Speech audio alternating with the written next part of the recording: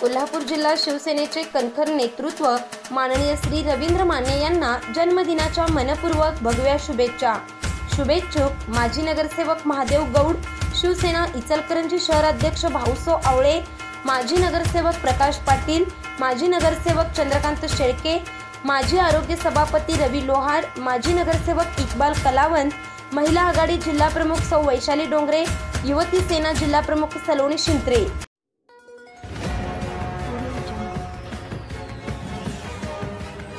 वसुंधरा news आपल्या हक्काचे news channel. देशी गायींचे डोहाळ जेवण एक आदर्शवत उपक्रम।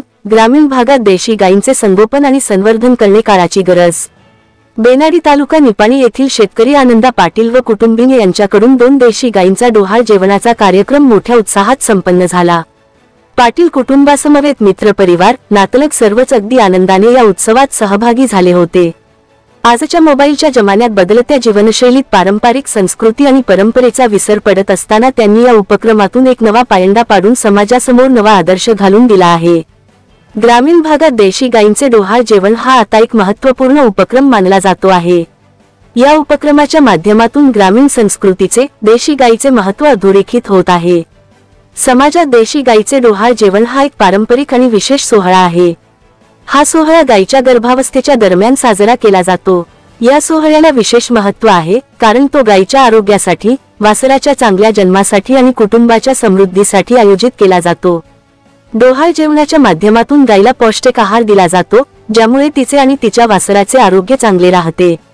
या सोहळ्यामुळे गायीला मानसिक आणि शारीरिक आराम मिळतो, ज्यामुळे वासराचा जन्म सुलभ होतो। देशी गायीला लक्ष्मीचे रूप मानले जाते, त्यामुळे या सोहळ्यामुळे कुटुंबात सुख, समृद्धी येते, अशी लोकांची धारणा आहे। भारतीय कृषी संस्कृतीमध्ये गायीला अनन्यसाधारण महत्त्व आहे। या सोहळ्यामुळे कृषी संस्कृतीचे जतन होते। डोहाळे जेवणाच्या निमित्ताने गायीला सुंदर रंगांनी सजवले जाते। तिच्या अंगावर झूल घातली जाते, तिची शिंगे रंगवली जातात, गळ्यात घुंगूरमाळा आणि पायात तोडे घातले जातात। गायीला पुरणपोळी, लाडू, खीर आणि इतर गोड पदार्थ खाऊ घातले जातात। कुटुंबातील महिला गायीची ओटी भरतात, तिला हळद कुंकू लावतात आणि तिची पूजा करतात। या सोहळ्यात पारंपरिक गाणी गायली जातात आणि नृत्य केले जाते। या सोहळ्याला नातेवाईक आणि मित्रमंडळींना आमंत्रित केले जाते, त्यांना पारंपरिक जेवणाचा आस्वाद दिला जातो। वरील सर्व उपक्रमातून पाटील कुटुंबियांकडून गायींचा डोहाळ जेवण उपक्रम साजरा करण्यात आला। डोहाळ जेवणाचा सोहळा प्रत्येक ठिकाणी वेगवेगळ्या पद्धतीने साजरा केला जातो। काही ठिकाणी हा सोहळा साध्या पद्धतीने, तर काही ठिकाणी मोठ्या थाटामाटात साजरा केला जातो। काही ठिकाणी या सोहळ्यात कीर्तनाचे आयोजनही केले जाते। आजकाल काही ठिकाणी गायीच्या डोहाळ जेवणाचे आधुनिक पद्धतीने आयोजन केले जाते।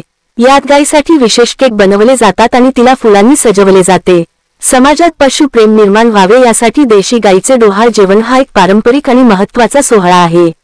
या सोहळ्यामुळे गायीचे आणि तिच्या वासराचे आरोग्य चांगले राहते, तसेच कुटुंबात सुखद समृद्धी येते। आपल्या संस्कृती आणि परंपरेची जोपासना व्हावी, देशी गायीप्रती मुलांमध्ये, कुटुंबांमध्ये, समाजात प्रेम निर्माण व्हावे यासाठीच या उपक्रमाचे आयोजन केल्याचे शेतकरी आनंदा शिवगोंडा पाटील बेनाडी व ज्येष्ठ नागरिक कलाप्पा बाबू जनवाडे बेनाडी यांनी सांगितले। वसुंधरा शक्ती न्यूजसाठी अजित कांबळे। चॅनेलला सबस्क्राइब करा आणि